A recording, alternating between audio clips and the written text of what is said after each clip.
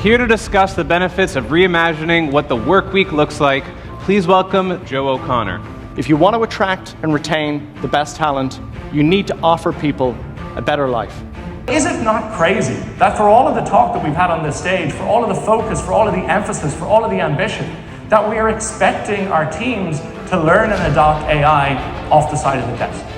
We need to create capacity before we have any chance of building capability. All of us had this collective experience during COVID where it made a lot of people reassess our priorities and what are the things that are really important in life. And the question is, as we enter the fourth industrial revolution of artificial intelligence, will this see the next great shift in the work week? Newsflash, the 4-day work week is actually already here. It's just buried under the rubble of things like overlong and unnecessary meetings, distractions in the workday, outdated processes, and inefficient use of technology. Yeah. So this isn't just about changing the number of hours that people work.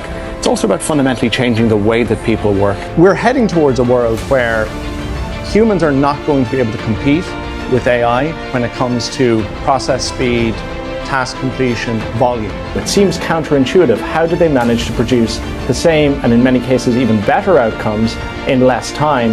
And the answer lies in the fact that what these companies did was they streamlined their operations, they improved their processes. Often in organizations, we have this performance punishment where if you come up with efficiencies, innovations, ways to do your job better, the only reward is creating time and space for more work.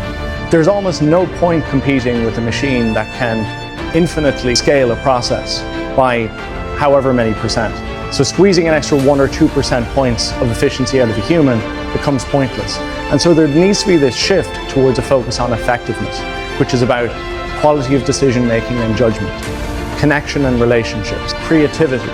These are all the very human traits and skills that we certainly shouldn't outsource to AI. Who might be Seinfeld fans, right, might remember the time that George Costanza, when he was working for the New York Yankees, he locked his car keys accidentally in his car in the car park.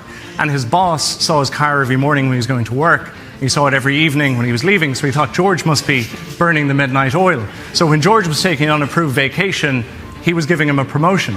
And I think that cuts to the core of this performative busyness and this productivity theater that many organizations are suffering with. Are we going to have this as something that we just bank against the bottom line and we use to achieve cost savings, or are we going to genuinely use it to improve people's lives? Joe, bringing the heavy stuff today. We love